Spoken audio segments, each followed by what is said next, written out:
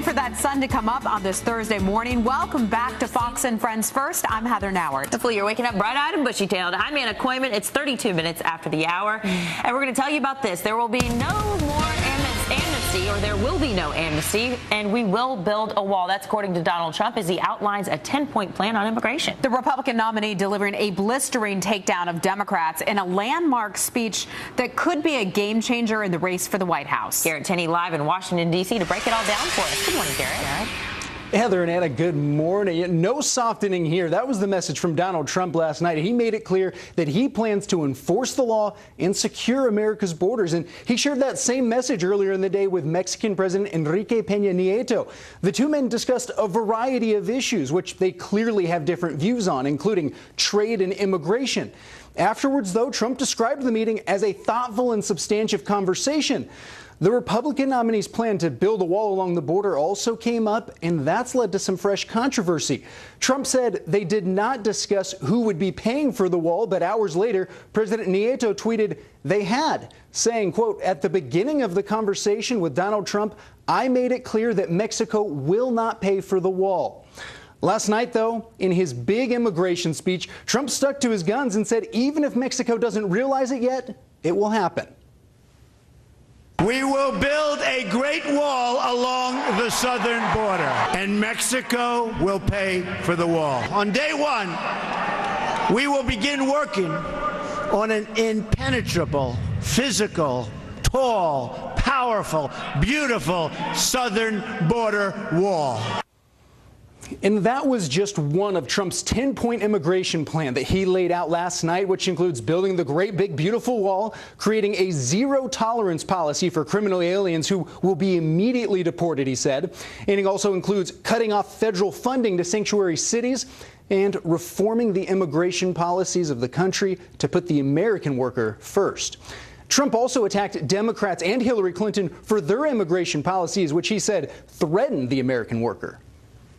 I am going to create a new special deportation task force focused on identifying and quickly removing the most dangerous criminal illegal immigrants in America who have evaded justice, just like Hillary Clinton has evaded justice, okay? Maybe they'll be able to deport her.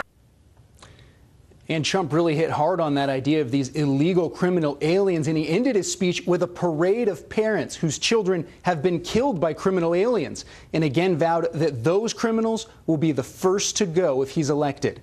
Now, today, Trump turns his attention to two other big issues, national security and the military. He'll have a big speech in Ohio at the American Legion National Convention. Heather and Anna. Garrett Tenney, live for us in Washington. Garrett, thank you. A tale of two Donald Trumps. Fox News' digital politics editor, Chris Stirewalt, praising the Republican nominee for doing exactly what he needed to do politically in Mexico and also Phoenix. Listen. A mild menudo he served up down in Mexico and then came back for the hot sauce in Arizona. Look, Donald Trump had, in many ways, the best day of his campaign so far. He looked presidential. He had an international visit, high stakes, went well, got through it quite nicely.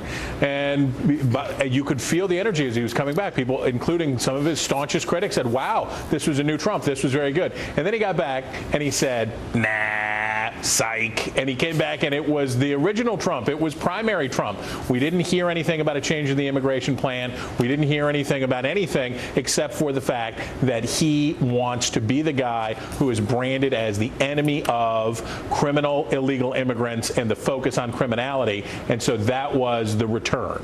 That was Chris Stirewalt there. And so we're asking this morning, what do voters think of Trump's long-awaited immigration speech?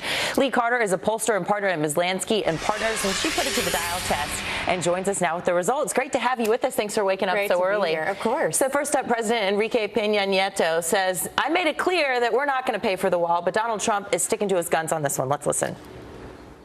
We will build a great wall along the southern border.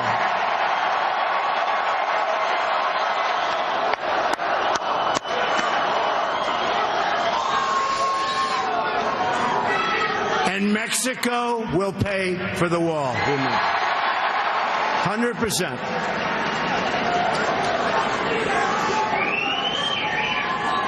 They don't know it yet, but they're going to pay for the war. Big contrast with the Dems and Republicans. What's the grade? This was the biggest contrast of the night in his speech. The wall is the most controversial thing. So Democrats gave it an F, independents a B, Republicans an A. This point, I think people were glad to hear that he was sticking to it, especially on the Republican side. Independents were tracking right along with him. But again, Democrats will not have that. Yeah, they're not buying it. Hillary Clinton says, no, if there is a wall that's built, it'll be the taxpayers that'll pay for it. Donald Trump has talked about extreme vetting for folks wanting to come into this country. Let's hear what he has to say about screening tests. Another reform involves new screening tests for all applicants that include, and this is so important, especially if you get the right people, and we will get the right people, an ideological certification to make sure that those we are admitting to our country share our values and love our people. So you can see there that red line, Republicans holding strong. He had a great night with Republicans an A. Independents gave this a C+, Democrats a D. But overall, what we're saying is this is a strong Donald Trump. We heard people saying they really liked to hear the details that he was laying out. And you will see that throughout his speech, the Democrats did move closer to Donald Trump, which was so shocking to me. It's a big night for him. And Democrats say they need to dump Trump, but his supporters are saying that they really like what he believes about these visa laws and that they need to be overhauled. Listen to this. I believe we should sunset our visa laws so that Congress is forced to periodically revise and revisit them to bring them up to date. They're archaic. They're ancient.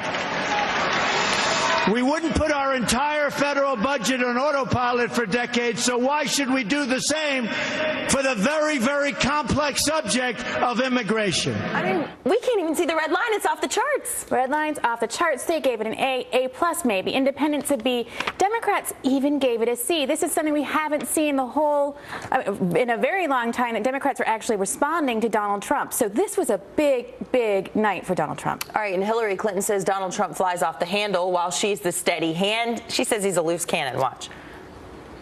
You don't build a coalition by insulting our friends or acting like a loose cannon. You do it by putting in the slow, hard work of building relationships. Getting countries working together was my job every day as your Secretary of State. It's more than a photo op. It takes consistency and reliability. And it certainly takes more than trying to make up for a year of insults and insinuations by dropping in on our neighbors for a few hours and then flying home again. That is not how it works. So you can see those Democrats, that blue line off the charts, they gave it an A. They really believe what Hillary Clinton is putting down there. Independents gave this a C-, and Republicans gave it an F. But what I think was so interesting is the feedback that we got was that she didn't seem passionate. The idea that she has a steady hand, yes. I mean, when she talks about Donald Trump being dangerous, that resonates. People are really concerned about that. When you looked at this, it just didn't excite anybody, even if people agreed with it. So she's got some work to do to really excite that base. And you can feel the difference in the audience when you're watching both candidates. And usually where excitement is, that's where momentum goes. So yeah, and nobody can accuse Donald Trump of not being entertaining and energetic. All right, that's Lee for Carter, sure. thank you so much for your time. Anytime. Great to be here.